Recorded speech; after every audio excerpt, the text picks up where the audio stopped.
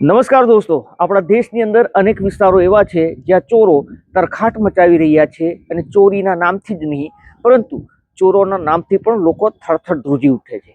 આવું જ કંઈક એક ખેડૂત સાથે બન્યું છે અને તેની સાથે જે થયું છે એ જાણીને સૌ કોઈ હેરાન છે, ચોંકી ઉઠ્યા છે. કારણ કે આ ખેડૂતે પોતાનો પ્લોટો વેચ્યા હતા અને 5 લાખ રૂપિયા તેની જિંદગીભરની કમાઈ કહેવાય. આ કમાઈ તેને ચોરોના ડરથી જમીનની અંદર દાટી દીધી હતી. પરંતુ ત્યારબાદ એ ભૂલી ચૂક્યો હતો કે તેણે પૈસા ક્યાં દાટ્યા છે, જેના કારણે તે છેલ્લા 1 વર્ષથી તરફડિયા મારતો હતો. આખરે આ જ રૂપિયા છે તેના સપને આવે છે અને સપને આવ્યા બાદ શું શું થાય છે આ તમામ મુદ્દે વાત કરીએ. વિડીયોની શરૂઆત કરીએ. નમસ્કાર દોસ્તો, હું છું દિલીપ મોરી અને આપ જોઈ રહ્યા છો નમસ્તે ટીવી. આપણા દેશનું રાજસ્થાન અને રાજસ્થાનનો બાલોતરા કરીને એક શહેર છે, એક વિસ્તાર છે.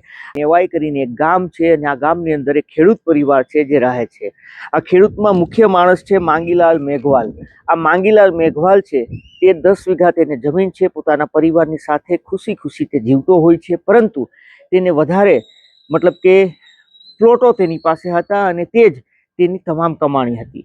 આખરે આ વ્યક્તિ છે તે નક્કી કરે છે માંગીલાલ મેઘવાલ કે તેના પ્લોટો છે તે વેચી નાખે, જેના કારણે તેને તગડી રકમ મળે, મતલબ કે જિંદગીભરની તેની કમાઈ હતી તે હાથમાં આવી જાય.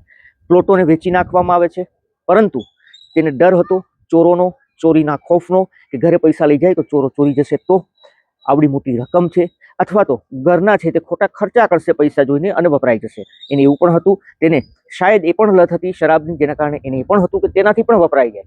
જેના કારણે તે તર્ક લગાવે છે, તે આઈડિયા લગાવે છે કે એક ઝબલાની અંદર આ પ્લાસ્ટિકની થેલીની અંદર એ 5 લાખ રૂપિયા છે તેને મૂકી દે છે. 5 લાખ રૂપિયા રાખ્યા બાદ કોઈને જાણ નથી કરતો અને પોતાનું 10 વીઘા ખેતર છે આ ખેતરની અંદર એ પૈસાને દાટી દે છે જમીનની અંદર, જેથી કરીને જ્યારે જરૂર પડે ત્યારે તે કાઢી શકે.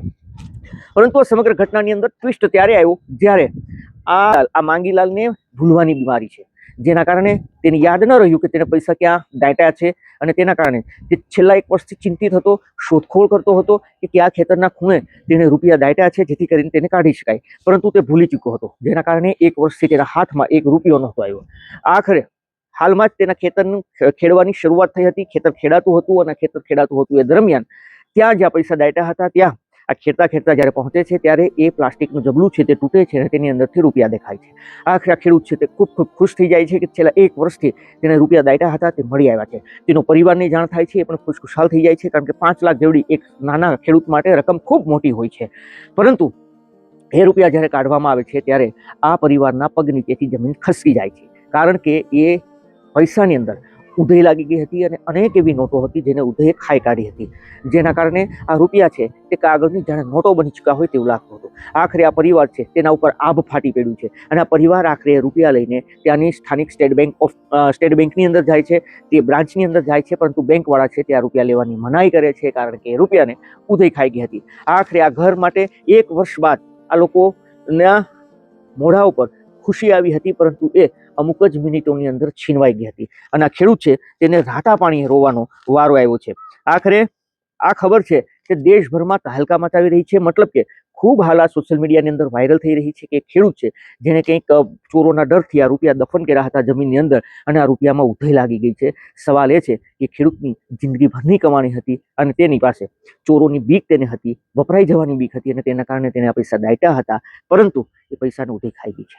એ ખેડૂતની અત્યારે શું હાલત થતી હશે, એ પરિવારની શું સ્થિતિ હશે, એ સૌ કોઈ જે ખેડૂતનો દીકરો હોય છે તે જાણી શકે છે કે એક નાના ખેડૂત માટે 5 લાખ રૂપિયા કેટલા મહત્વના હોય છે. રાજસ્થાનના આ માંગીલાલ નામના ખેડૂતની આ કહાની ઉપરથી, આ સત્ય ઘટના ઉપરથી અનેક લોકોએ હવે એલર્ટ થવાની જરૂર છે કે પૈસા છે તે બને તો ઘરમાં ન રાખી શકો, અન્ય જગ્યાએ ન રાખી શકો તો બેંક છે તે સેફ હોય છે. ઘણા બધા લોકોનું એ પણ કહેવું છે કે બેંક પણ સેફ ન હોય, પરંતુ સૌ કોઈ છે તે બેંકમાં રૂપિયા મૂકવાનું પસંદ કરતા હોય છે, કારણ કે ત્યાં તેને ભરોસો હોય છે, તેને વિશ્વાસ હોય છે. છતાં પણ આપનું શું કહેવું છે? આપની પાસે મોટી રૂપિયાની રકમ હોય તો આપ ક્યાં રાખવાનું પસંદ કરો છો? ઘરમાં, બેંકમાં, અન્ય કોઈ વસ્તુમાં? જરૂર કમેન્ટ કરજો. ધન્યવાદ.